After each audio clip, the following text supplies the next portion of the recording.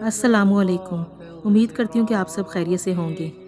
ہر بندے کی آزمائش اور ہر بندے کا امتحان مختلف ہوتا ہے۔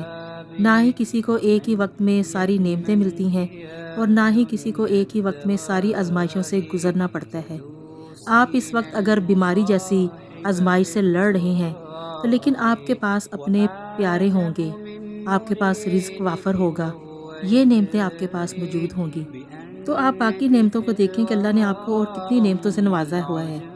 اب اگر کسی کے پاس صحت جیسی نعمت ہے، تندرستی جیسی نعمت ہے، لیکن اس کو کھانے کے لالے پڑے ہوئے ہیں، تو کسی کے پاس اللہ کا دیا سب کچھ ہوتا ہے مگر وہ صاحب اولاد نہیں ہوتا اور اسے اس وقت اس امتحان سے گزرنا پڑ رہا ہوتا ہے۔ کسی کے پاس اولاد ہے لیکن نافرمان ہے تو اس کا الگ امتحان ہوتا ہے۔ کسی کا شوہر ظالم و جابر ہے اور اسے روز ایک ظلم سے گزرنا پڑتا ہے تو روز ایک امتحان سے گزرنا پڑتا ہے۔ تو کسی کی بیوی بے وفائی کر رہی ہے، کوئی خوشحال ہے تو کوئی بدحالی کا شکار ہے، اور سب سے بڑھ کر کے کوئی امن میں ہے، سلامتی میں ہے، اور کوئی حالت جنگ اور خوف میں ہے۔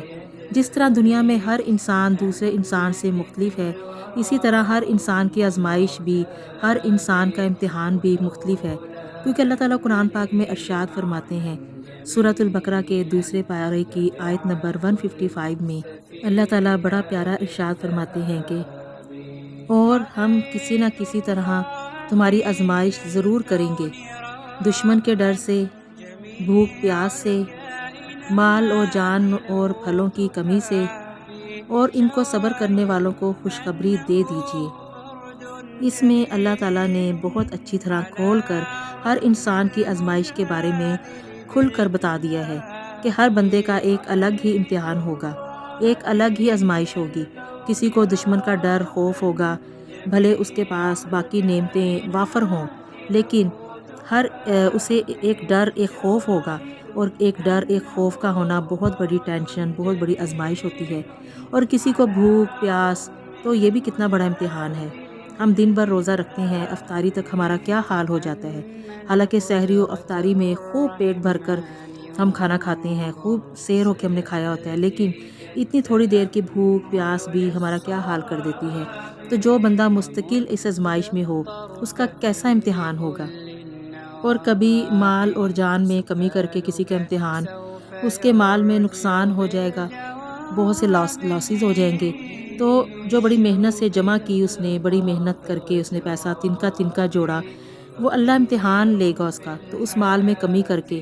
اور کبھی جان میں ہمارے پیارے جن کے بغیر ہم جینے کا تصور بھی نہیں کر سکتے، وہ ہماری آنکھوں کے سامنے ہم سے جدا ہو جائیں گے، ہمیشہ کے لیے ہم سے بچھڑ جائیں گے۔ اپنے پیاروں کی جدائی، اپنے پیاروں کا دکھ، ان کے بچھڑنے کا غم، یہ کتنا بڑا امتحان ہے، یہ بہت بڑی آزمائش ہے۔ اور کسی کے رزق میں کمی کر کے، پھلوں میں کمی کر کے آزمایا جائے گا۔ ہر بندے کا ایک الگ ہی امتحان ہے، ایک الگ ہی امتحانی پرچہ ہوگا جو اس کے ہاتھ میں تھما دیا جائے گا، اور اسے یہ امتحان پاس کرنا بھی بہت ضروری ہے۔ اگر وہ صبر اور ہمت کے ساتھ یہ امتحان پاس کرے، ہر آزمائش کو صبر کے ساتھ، تو اگر وہ برداشت کرتا رہے گا صبر کے ساتھ، ہمت کے ساتھ، حوصلے کے ساتھ، استقامت کے ساتھ، تو پھر ان کے لیے بہت بڑی بڑی خوشخبریاں ہیں، ایسی ایسی خوشخبریاں ہیں کہ ایسے ایسے اجر ہیں کہ وہ سب تکلیفوں اور آزمائشوں کو بھول جائے گا۔ اس لیے ہمیشہ غور کیا کریں کہ اگر آپ کے اوپر کوئی آزمائش آئی ہے تو وہ نعمتیں بھی تو آپ کے پاس ہیں نا، جن نعمتوں کے لیے کوئی دوسرا ترس رہا ہے، اور آپ کو وہ نعمتیں بھی دستیاب ہیں جنہیں دوسرا حسرت سے دیکھتا ہے۔ ہر بندے کے پاس آزمائش کے ساتھ ساتھ نعمتیں بھی ہوتی ہیں، صرف آزمائشوں کو نہ دیکھا کریں، نعمتوں کی طرف بھی دھیان کر کے ہر وقت شکر ادا کیا کریں۔ ایک بہت اچھی پوسٹ نظروں سے گزری، وہ تھی کہ اس دنیا سے جاؤ گے تو ایک عجیب و غریب تصور ہوگا، یا تو تم ایک قید خانے سے چھوٹو گے اور اپنے سامنے کھلی فضا پاؤ گے، یا پھر ابھی تم آزاد پھرتے ہو اور یہاں سے نکلتے ہی ایک قید خانے میں چلے جاؤ گے۔ بس ایک قید ضروری ہے، خواہ یہاں کاٹ لو یا وہاں کاٹ لو۔ یہاں عمل اور بندگی کی قید ہے اور چند دنوں کی بات ہے، وہاں بے بسی اور جہنم کی قید ہے، البتہ وہاں کے دن بہت لمبے ہیں۔ اب چاہو تو یہاں کاٹ لو اور چاہو تو وہاں کاٹ لو، جہاں بھی کٹے گی یعنی کہ وہاں کی جو وہ ہوگی، دن ہوں گے وہ کٹیں گے نہیں۔ تو یہ تو ہمارے نبی نے بھی فرمایا ہے، دنیا مومن کے لیے قید خانہ ہے، اب قید میں ساری نعمتیں تھوڑی ملتی ہیں۔ اس لیے جو ہمارے کرنے کے کام ہیں وہ کریں، اللہ کی بندگی کریں، اللہ کے پیارے حبیب کی اطاعت کریں اور اللہ کی مخلوق کی خدمت کریں۔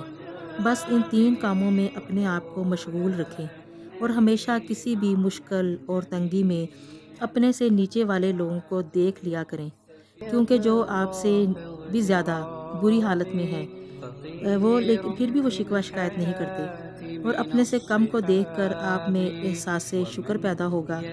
اور آخر میں بس یہی شعر پڑھوں گی: خیال اپنا، مزاج اپنا، پسند اپنی، کمال کیا ہے، جو مولا چاہے وہ حال اپنا بنا کے رکھنا، کمال یہ ہے۔